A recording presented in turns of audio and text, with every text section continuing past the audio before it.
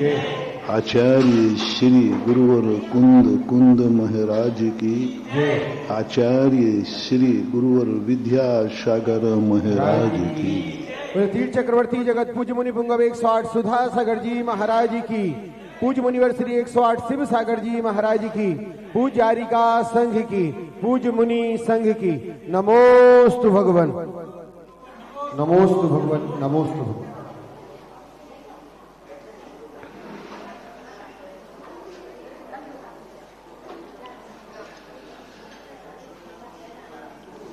प्रसंग चल रहा है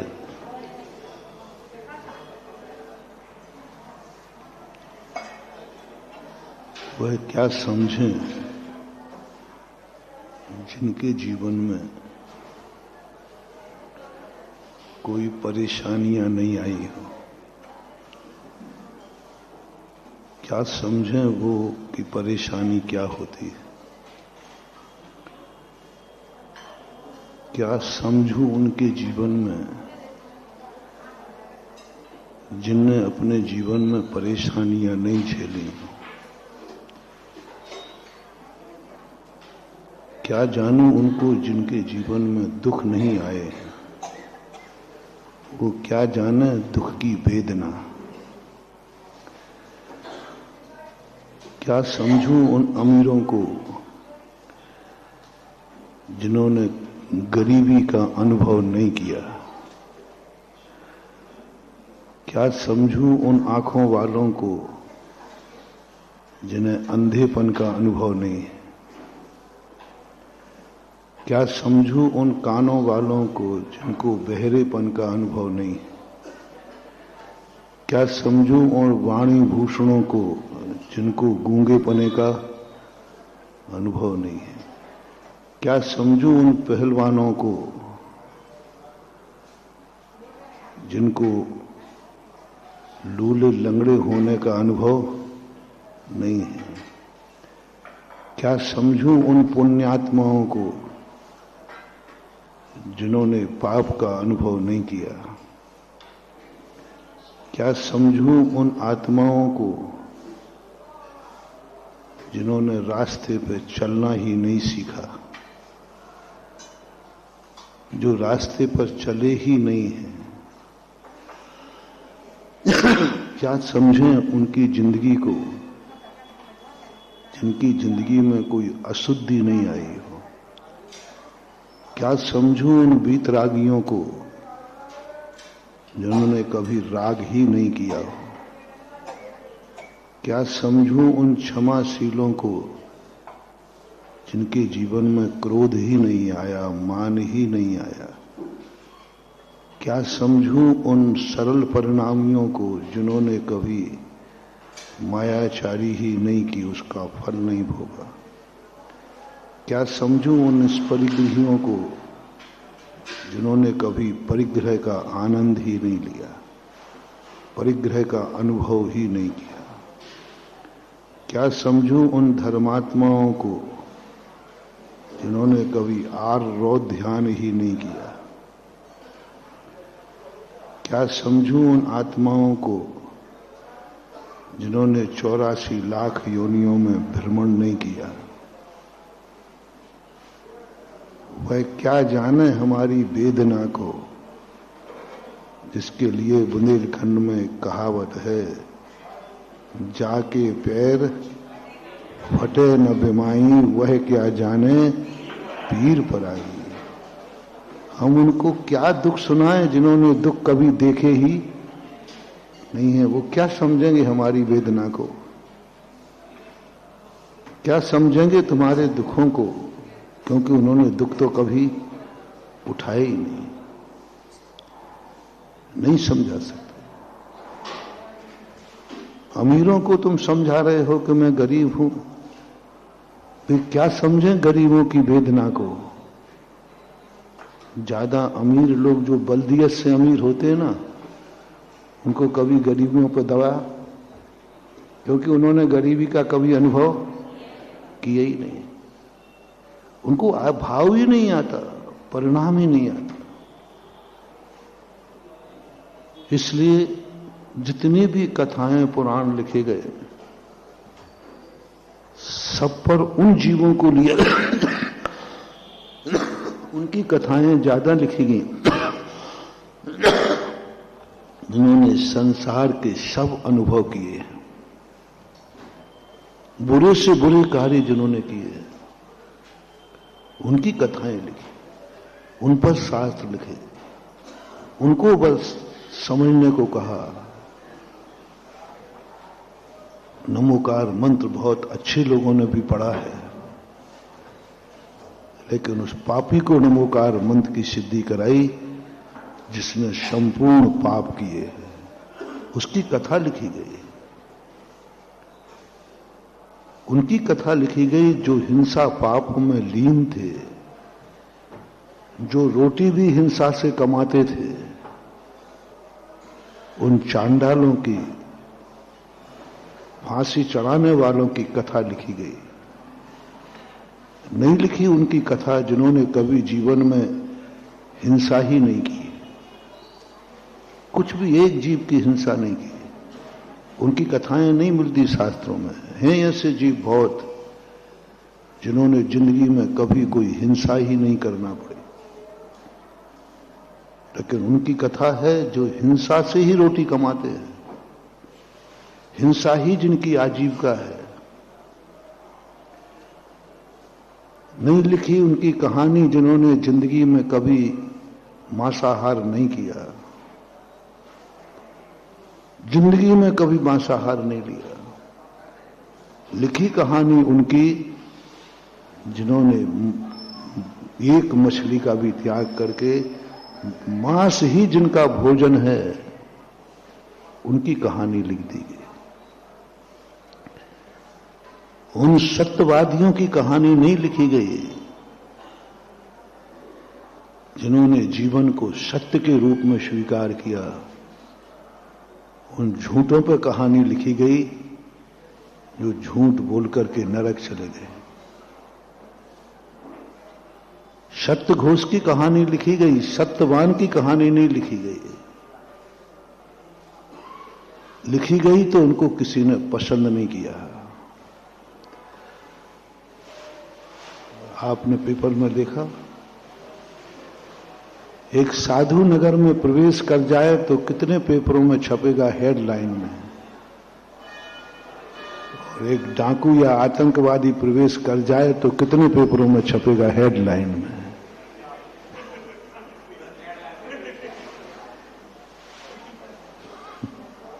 मुख्य पृष्ठ पे और सारे पेपरों पे, सारे मीडिया पर। समझने की बात है कि आखिर ऐसा क्यों होता है। एक साधु सारे नगर में शांति उत्पन्न कर पाए या न कर पाए, लेकिन डाकू सारे नगर में अशांति जरूर पैदा कर देता है। एक साधु सारे नगर को बंद करा पाए या न करा पाए, लेकिन बता दिया जाए कि आतंकवादी आया है और वो कटरा की तरफ गया है कितने जल्दी शटरें बंद होंगी एकदम। कुछ ना कुछ तो इसमें है। बुरी खबरें छपती हैं पेपरों में बहुत, हेडलाइन में। अच्छी खबरें नहीं छपती। किसी जीव ने एक व्यक्ति का मर्डर कर दिया, छप जाएगा, लेकिन किसी जीव ने एक व्यक्ति के प्राण बचा लिए, नहीं छपता। किसी व्यक्ति ने एक व्यक्ति के प्राण बचाए, नहीं छपेगी। कितने जीवों को बचा रहे हैं।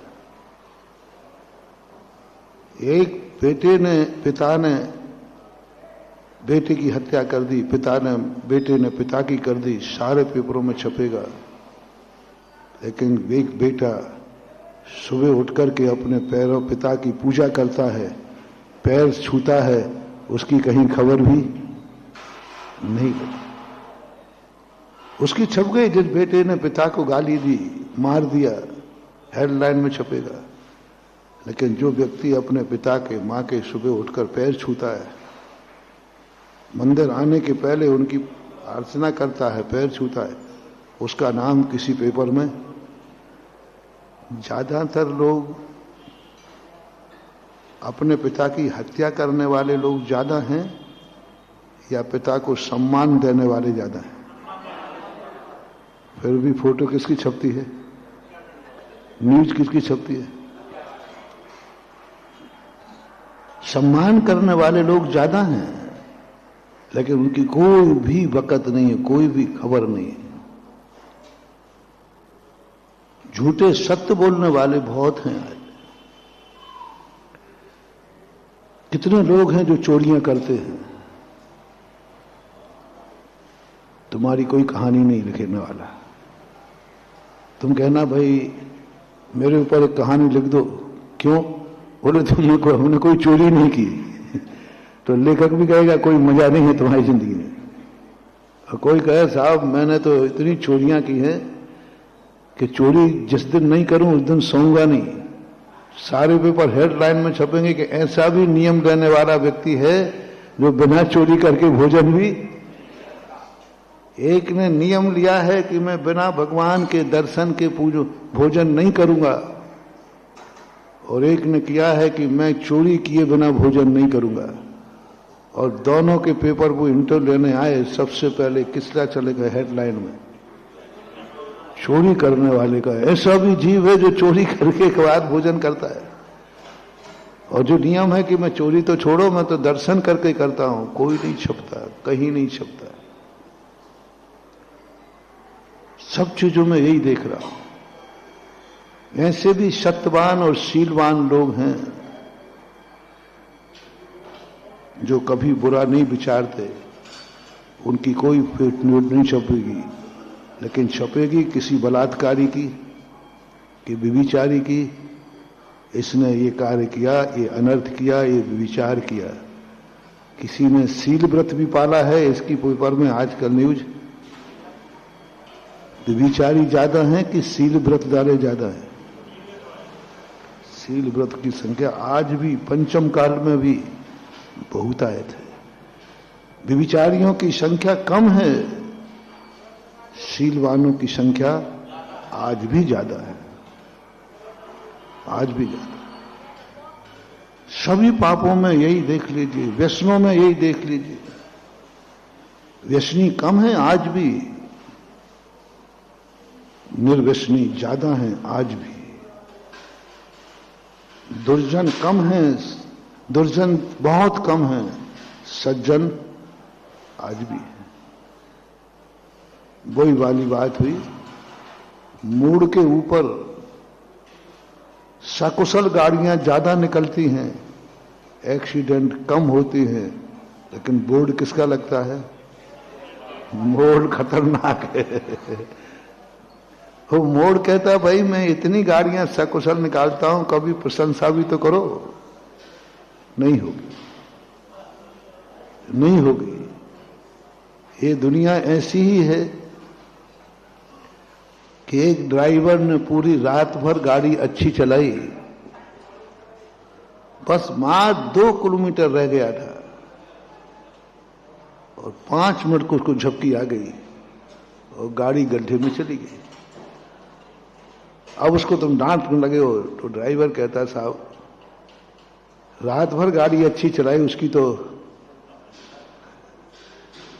मात्र 5 सेकंड को झपकी ली है। 5 सेकंड में तुम इतना डांट रहे हो,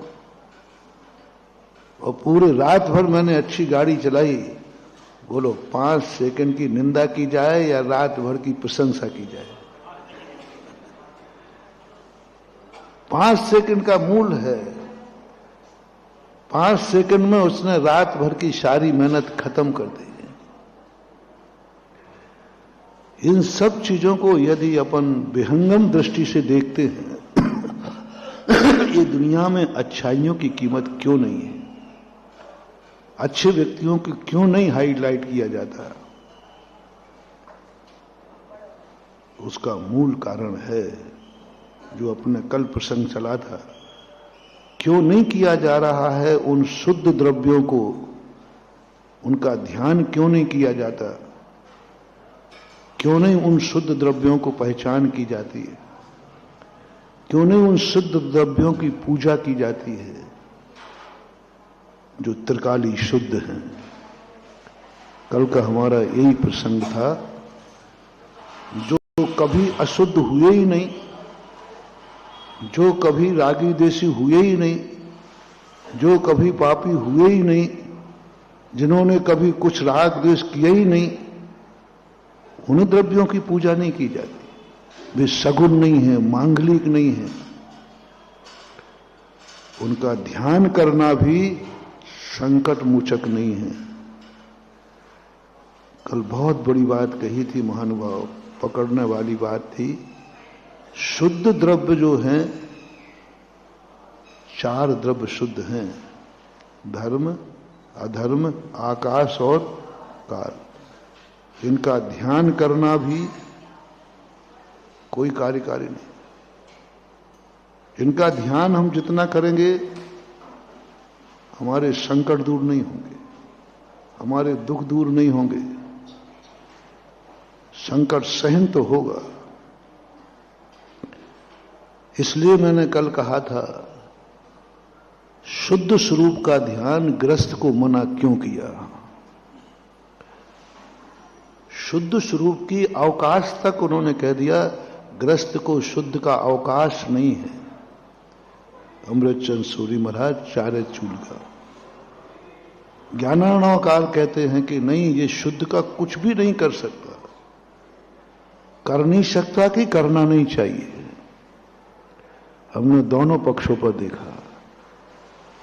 क्यों नहीं सिद्ध भगवान की पूजा कराई तुमसे? क्यों नहीं शुद्ध स्वरूप का ध्यान कराया तुमसे? क्यों नहीं उस महासत्ता का ध्यान कराया?